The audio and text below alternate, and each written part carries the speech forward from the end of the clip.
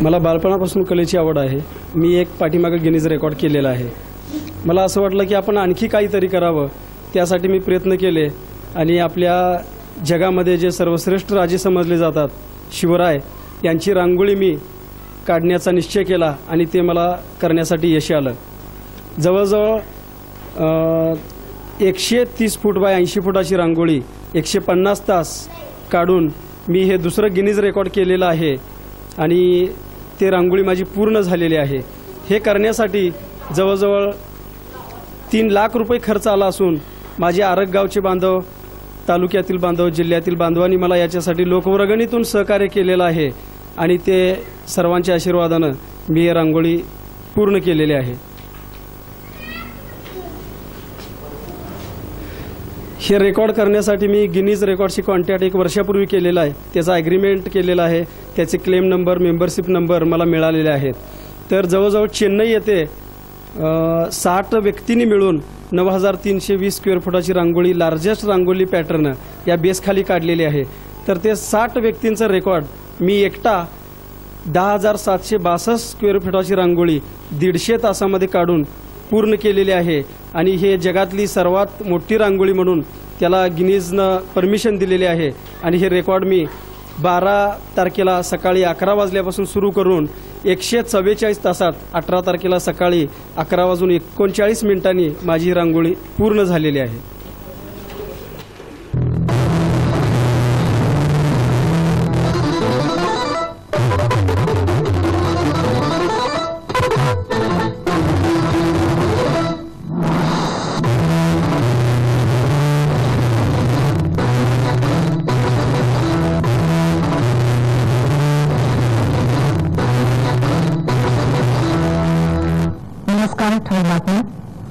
प्रमोद महाजन यांची प्रकृती अद्याप नाजूक।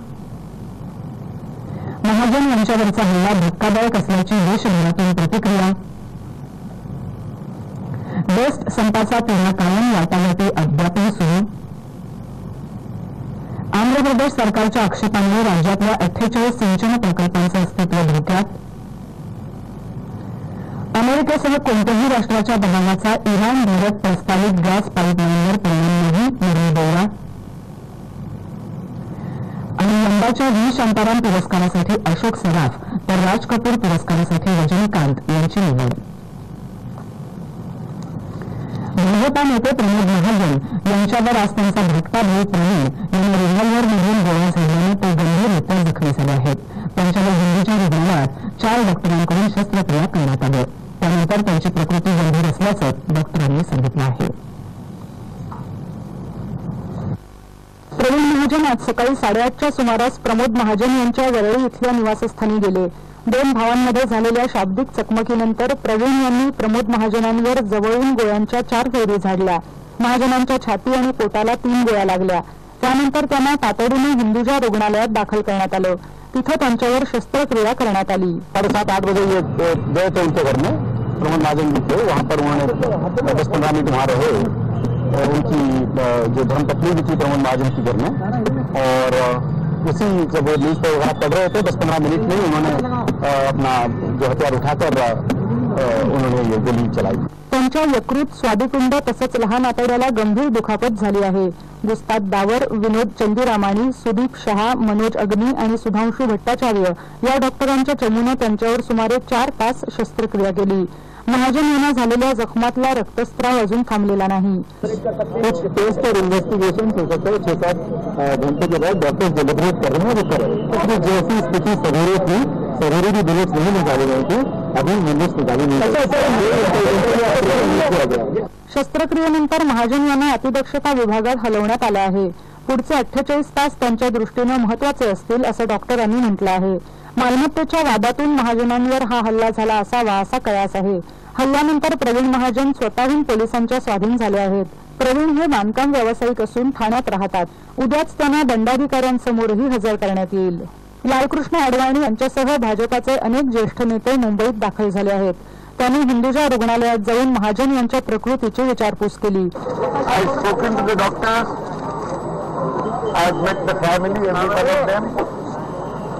And I can understand their anxiety in a situation of this kind.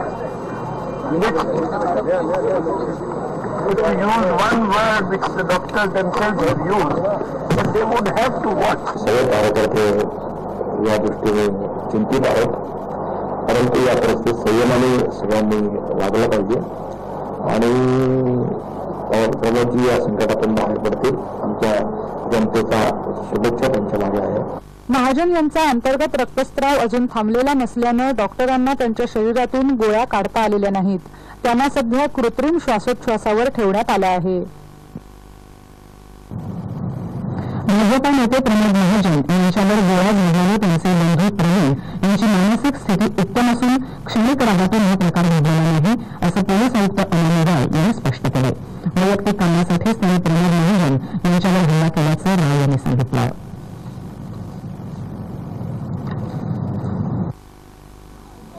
उनकी मानसिक स्थिति हमारे जानकारी के मुताबिक बिल्कुल सामान्य है.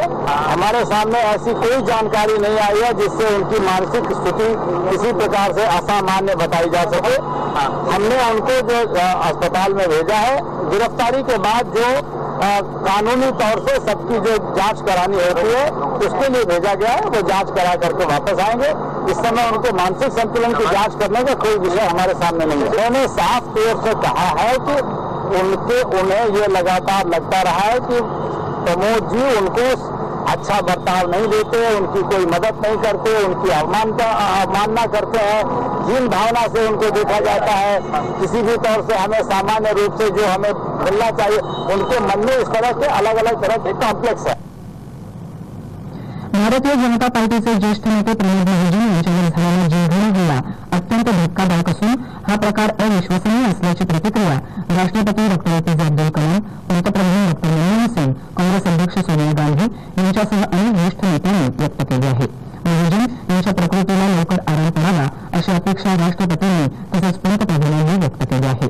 महाजन यांच्यावर झालेल्या हल्ल्यानं आपल्याला धक्का बसला असून त्यांच्या प्रकृतीत लवकर सुधारणा घडली असं काँग्रेस अध्यक्ष सोनिया गांधी यांनी महाजन यांची पत्नी रेखा महाजन यांना लिहिलेल्या पत्रात म्हटलं आहे.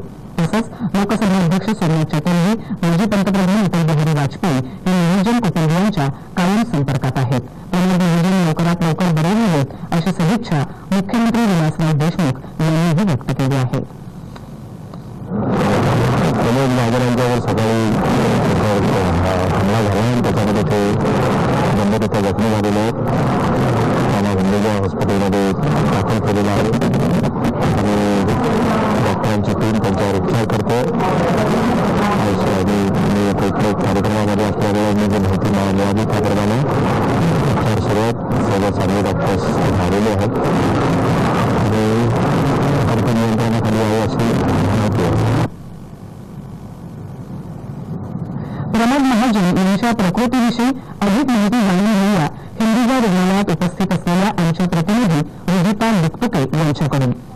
रुजिता, सध्या तिथली नेमकी परिस्थिती काय आहे? तिथली सध्याची परिस्थिती नेमकी काय आहे?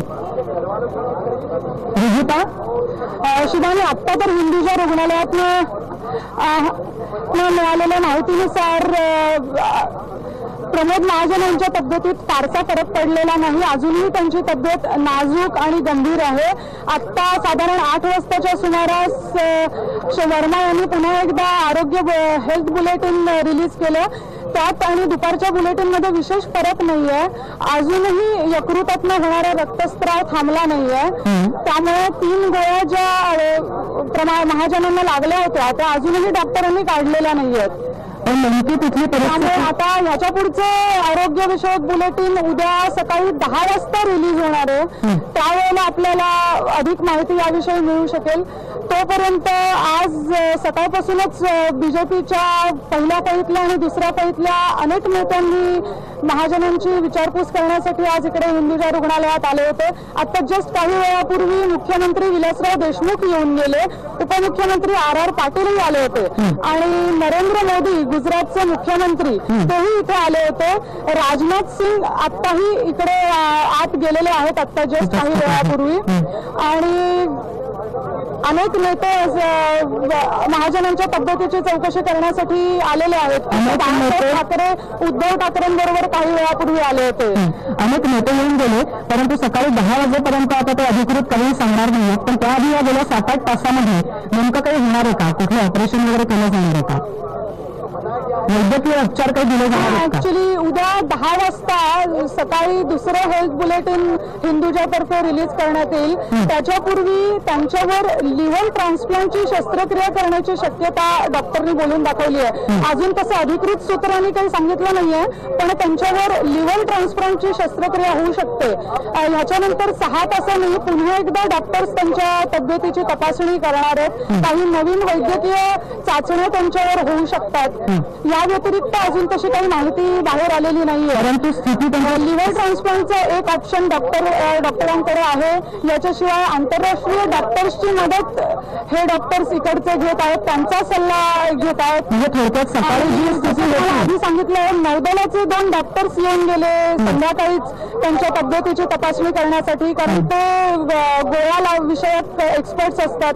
त्यांनी येऊन परिस्थितीची म्हणजे थोडक्यात सकाळी जी परिस्थिती होती पुढचं संध्याकाळपर्यंत स्पष्ट होईल चित्र. म्हणजे सकाळी जी परिस्थिती होती तीच अजूनही कायम आहे.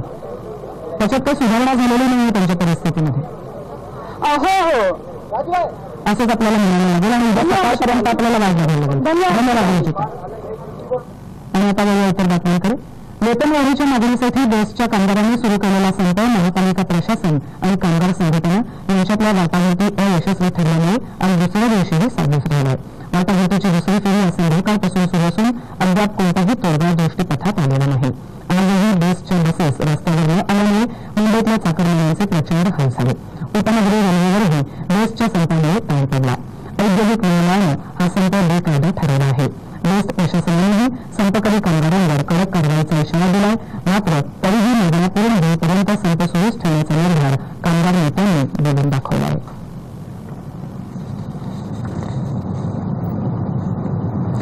पंतप्रधान डॉक्टर मनमोहन सिंग आज 5 दिवसांच्या जर्मनी आणि उझबेकिस्तानच्या दौऱ्यावर रवाना झाले. या भेटीमुळे युरोपियन राष्ट्रांबरोबरचे संबंध अधिक दृढ व्हायला मदत होईल असा विश्वास पंतप्रधानांनी दौऱ्यावर रवाना होण्यापूर्वी व्यक्त केला. या दौऱ्यात ते व्यापार आणि आर्थिक सहकार्याबद्दल चर्चा करतील. जर्मन भेटीत पंतप्रधान जर्मनीच्या चॅन्सलर एंजेला मर्कल यांच्यासह हॅलीवर व्यापार मेळ्याचं उद्घाटन करतील. या मेळ्यात 300 भारतीय कंपन्या सहभागी होत आहेत. भारताच्या औद्योगिक क्षमतेचं दर्शन या मेळ्यात घडणार आहे. अमेरिकेबरोबर झालेल्या अणुकराराबाबत पंतप्रधान एंजेला मर्कल यांच्याशी चर्चा करतील. जर्मन भेटीत द्विपक्षीय ऊर्जा मंच स्थापन करण्यात येणार आहे. उझबेकिस्तान दौऱ्यात पंतप्रधान राष्ट्राध्यक्ष इस्लाम कारिमोव यांच्याशी विविध क्षेत्रातल्या सहकार्याबद्दल चर्चा करतील. तेल आणि नैसर्गिक वायू उत्खननात भारत उझबेकिस्तानला सहकार्य करणार आहे. पश्चिम बंगालमध्ये विधानसभा निवडणुकीच्या दुसऱ्या टप्प्यात आज 76% मतदारांनी आपला मतदानाचा हक्क बजावला. पूर्व मिदनापूर, हावडा, हुगळी आणि नलिया जिल्ह्यातल्या 66 मतदारसंघात झालेल्या मतदारांनी मोठा प्रतिसाद दिल्याचं मुख्य निवडणूक अधिकारी देवाशीष सिंग यांनी कोलकाता इथे सांगितलं.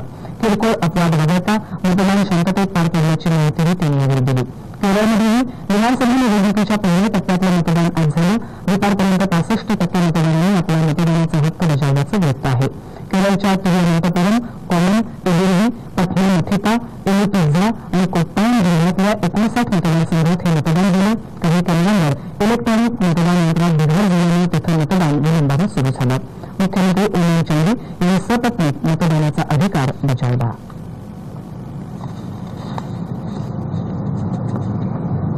त्याची बातम्या थोड्याच वेळात.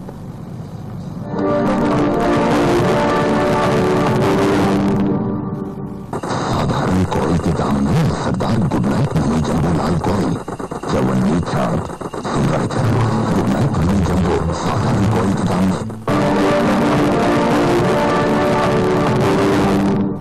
कृष्णा पाणी टंटा लवादासमोर महाराष्ट्रातल्या टेंभूसह 48 सिंचन प्रकल्पांना आंध्र प्रदेश सरकारनं आक्षेप घेतल्यामुळे या प्रकल्पाचं अस्तित्व धोक्यात आलं आहे. कृष्णातील उपलब्ध पाण्याचं वाटप 1976 साली वच्छावत आयोगासमोर झालं होतं. मात्र प्रादेशिक अनुशेष वादामुळे मे 2000 पर्यंत महाराष्ट्राला मंजूर झालेलं 560 टीएमसी पाणी अडवता आलं नाही. त्यातील 80 टीएमसी पाणी अडवण्याचं काम अद्याप सुरू आहे आणि त्यासाठी कृष्णा खोऱ्यातल्या 48 सिंचन प्रकल्पांना स्थगिती देण्याची मागणी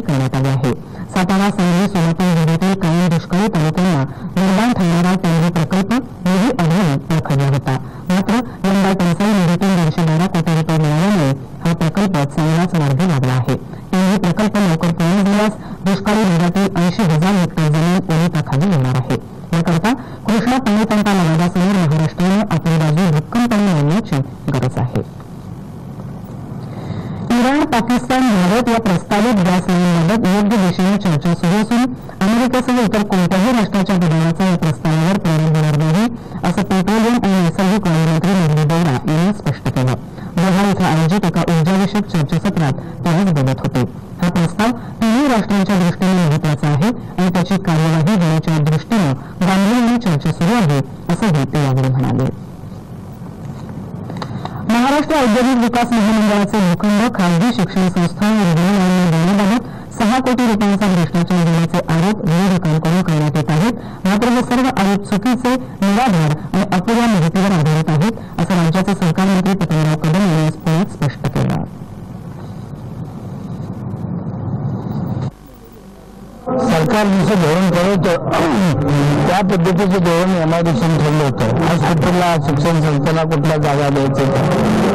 आता भारतीय जी जागा नाही दिली, ती जागा पण भाऊची जागा होती, तिथे झोपड्या खूप होत्या आणि धोरणामध्ये आम्ही सुरुवातीला जागा रिझर्व केल्या शिक्षणासाठी, हॉस्पिटलसाठी.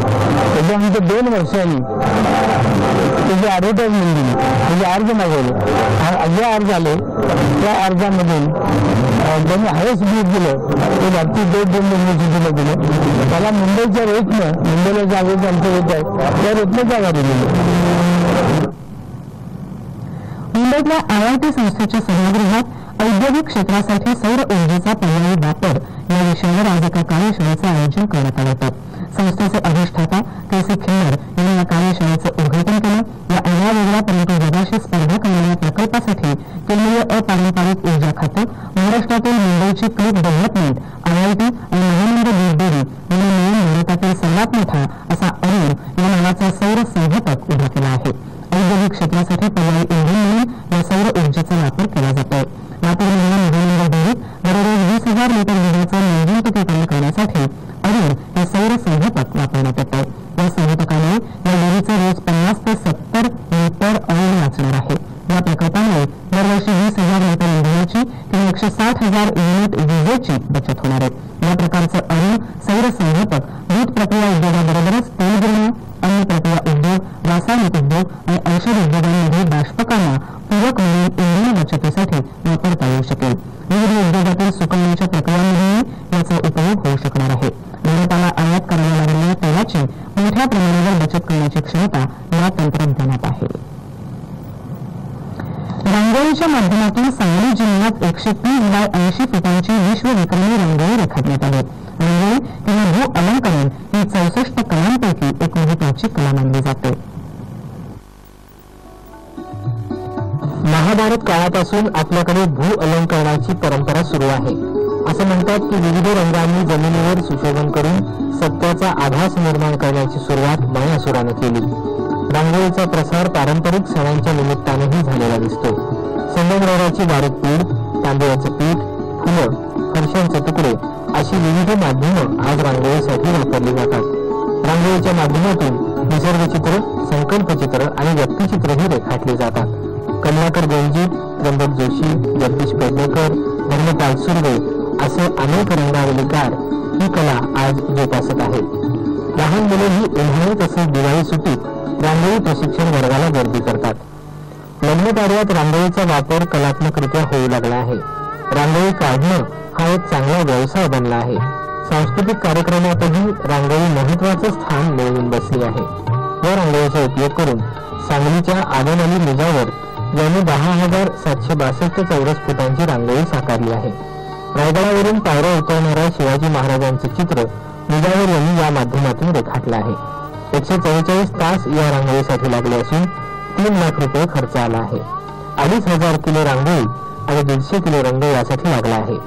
शिवरायांची उंची 92 फुटांची तर त्यांचा चेहरा 14 फुटांचा आहे. रांगोळीत विश्वविक्रम करण्याचा मान राज्यातल्या एका तरुण कलावंताला मिळावा ही खरंच कौतुकाची गोष्ट आहे. रांगोळी रेखाटनामध्ये गिनीज बुक ऑफ वर्ल्ड रेकॉर्डमध्ये नोंद घेण्याचा मान मिळालेले आदम अली मिर्झावर आज आपले अनुभव सांगण्यासाठी आपल्या स्टुडिओमध्ये आलेले आहेत. त्यांच्याशी आपण चर्चा करूया पण त्यापूर्वी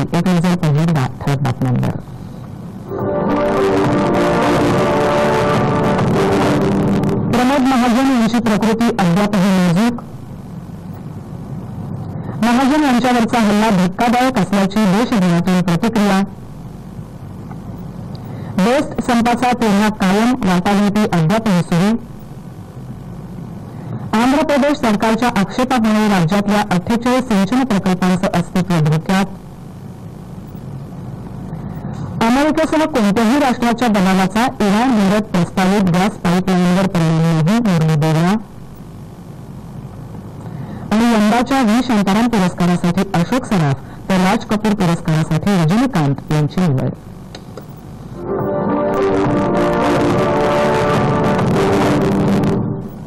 नमस्कार. सार्वजनिक बातमीमध्ये स्वागत. एवढी मोठी रांगोळी काढून तुम्ही जे जागतिक विक्रम केलेला आहे तर अशा प्रकारचा विक्रम करावा असं आपल्याला सर्वात प्रथम काही सुचलं? तेव्हापासून मला कमी सांगितलं शेतकरी कुटुंबातला एक मनुष्य आहे. तर नेहमी कला जोपासत असताना मला असं वाटायचं की आपण कलेमध्ये वेगळं काहीतरी करून दाखवलं. त्याचे प्रयत्न नेहमी करत होते. तर 3 वर्ष प्रयत्न केले. पहिली मोठी रांगोळी काढली गीता इंग्लिश एकटा आणि सलग 72 तास न थांबता त्याचं रेकॉर्ड केलं आणि तसं गिनीजला सबमिट केलं. किती फूट बाय किती फूट? 40 बाय 50 फुटाची रांगोळी होती. त्याची गिनीज रेकॉर्ड म्हणून त्याचं प्रमाणपत्र मला मिळालं नाही. ते आपल्या देशातले कला क्षेत्रातलं पहिलं गिनीज काढलेली सलग 72 तास आणि सगळ्यात मोठी. पण त्याच्या आधी या रांगोळी प्रकारात कोणाचं रेकॉर्ड होतं का? हा, एक रेकॉर्ड होतं. संगीता पटेल आणि परिणाम असताना ते इंडियाचे आहे मात्र लंडनमध्ये स्थायिक आहे. त्यांचं 900 स्क्वेअर फुटाचं फक्त रेकॉर्ड होतं आणि त्यांचं रेकॉर्ड मी एकटा आणला. तर 2002 मध्ये एक रेकॉर्ड केल्यावर परत आता तुम्ही मागच्या आठवड्यात एवढी मोठी रांगोळी काढली ते काढावं असं कसं काय सुचलं तुम्हाला? मला असं वाटलं की आपण नुकतंच कलेची सुरुवात केली. म्हणजे रेकॉर्ड करणं म्हणजे असं काही खूप मोठं आहे असं मला वाटत नाही. मात्र आणखीन काहीतरी करावं असे प्रयत्न माझे चालू होते आणि त्याला आता 12 एप्रिलला यश आले. आणि आपलं जे महाराष्ट्राची आपण वैभव समजतो अशी शिवरायांची रांगोळी 131 फूट बाय 80 फूट म्हणजे जवळजवळ 10,762 स्क्वेअर फुटाची रांगोळी 144 तासात पूर्ण करून दुसऱ्या रेकॉर्ड मी आता केलेलं आहे. म्हणजे ही सुद्धा तुम्ही एकट्यानेच काढली? हा, एकट्याने 7-8 जण अशी बऱ्याच मोठ्या मोठ्या रांगोळ्या काढताना आपण पाहतो सध्या.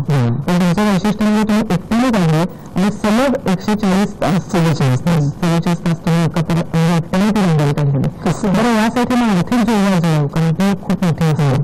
कसं आहे ग्रामीण भागामध्ये आर्थिक टंचाई असते. दुष्काळ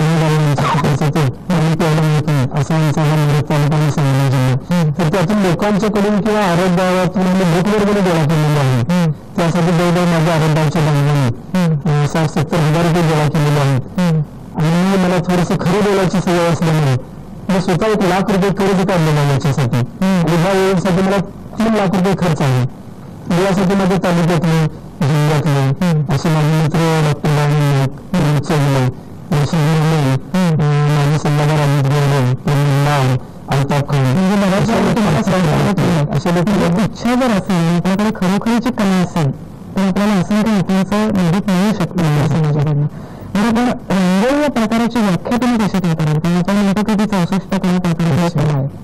रांगोळी म्हणजे कसं कलेचाच एक भाग आहे तो. म्हणजे त्याचे कला शिक्षक आहेत. आम्ही तर घोरपडे विद्यालय कलगी इथले कला शिक्षक वर्ष काम करतो आणि कलेचाच एक भाग आहे. फक्त माध्यम वेगळं आहे. मात्र रांगोळीला कष्ट खूप असतात. कष्ट करावे लागतात. ते प्रिपरेशन पेंटिंग मध्ये कसं असतं की चुकल्यानंतर आपण पुसू शकतो काम करू शकतो. मात्र रांगोळीमध्ये माफी नाही. ज्यावेळी आपण एखाद्या कामाची सुरुवात करतो तर टोटली आपल्याला सेट करावं लागतं कसं करायचं काय करायचं. रांगोळी या कलेला भविष्य काय असं वाटतं तुम्हाला? रांगोळी हा कसा एक लोककलेचा भाग आहे. जर त्याला मनापासून देत असेल तर समाजासाठी किंवा चांगल्या कामासाठी इमारतीसाठी काहीतरी करू शकतो आपण. त्याच्यासाठी त्याचा खूप चांगला उपयोग होतो. आता तुम्ही 50,000 सण रेकॉर्ड केलात. आता यंदा रिमोट केलेलं आहेतच. आता तुमच्या योजना काय आहेत? माझ्या योजना अशा आहेत की मी कलेमधून आत्तापर्यंत समाजकार्य केलेलं आहे. आणि बालपणापासून मी शेतकरी कुटुंबातला असल्यामुळे मला कलेचा वारसा नाही, कोणी दिले नाही. आणि मी काम करत करत माझं कलेसारखं तुमचं शिक्षण पूर्ण केलेलं आहे. आणि कलेतून अजून माझी शिकायची इच्छा मी शिकणार आहे. पण तुम्ही ही कला तुमच्यासारखीच अजून इतर रेकॉर्ड जे करायचं आहे की एक रेकॉर्ड झालं दुसरं करतो तिसरं मला लंडनला जाऊन करायचं आहे.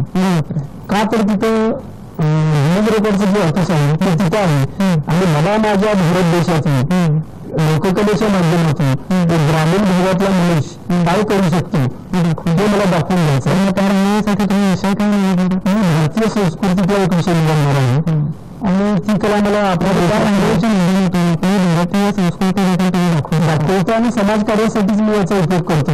म्हणजे सलग 3 रेकॉर्डची इतकी अशी जगामध्ये कोणाची नाही आणि त्याची विक्री मला करायची आणि देशाचं नाव किंवा देशाचं वैभव जगाच्या पाठीवर कायमस्वरूपी कसं राहील. एका ग्रामीण भागात एका छोट्याशा गावातून गेला तालुक्यातून एका गावातून गेला आहात आणि गिनीज बुकपर्यंत तुम्ही पोहोचला तर ते सर्टिफिकेट तुम्ही तुमच्या बरोबर मिळालं असेल तर सर्टिफिकेट आणलेलं आहे. पहिला रेकॉर्ड जे की भारतातलं पहिलंच आहे ते सर्टिफिकेट बरोबर आणलेलं आहे आणि हे कला क्षेत्रातलं भारतातलं पहिलं रेकॉर्ड आहे. अशा तऱ्हेचा रंगाई त्याच्यामध्ये 50 मिनिटानंतर तुमचा एक महिला त्यांच्यानंतरचा हा तुमचाच रंगाईचा आहे. ते मुंबईमध्ये स्थानिक तुमच्या नवीन विद्यार्थ्यांना तुम्ही शिक्षक पण आहात त्यामुळे त्यांना तुम्ही रंगाई करून पुढे जाण्यामध्ये प्रोत्साहन द्यायचं. माझ्या अंतर भरपूर विद्यालयामध्ये क्लासेस घेतो आणि ते मोठे घेतो जवळजवळ 4-5 मुलं आहेत. त्यांना सगळं काय मी शिकवतो. Cloth painting, glass painting, thermocol, canvas painting, powder shading, camera painting, landscape, compose, rangoli आणि हे मी स्वतः सगळं करतो. मला सगळं होतं त्यावेळी मला दुसऱ्यांची मदत घ्यावी लागत नाही.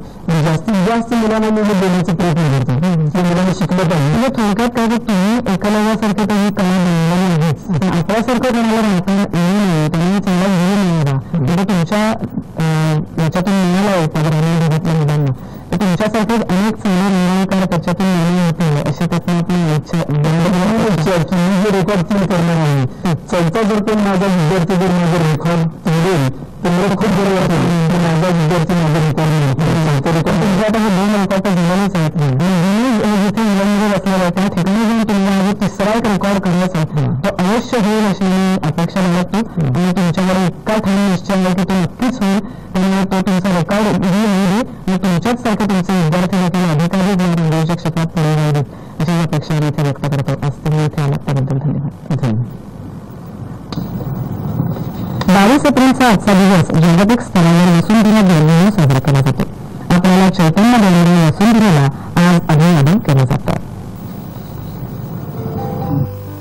पृथ्वीवर जीवसृष्टी निर्माण झालेला कोट्यवधी वर्षे झाली.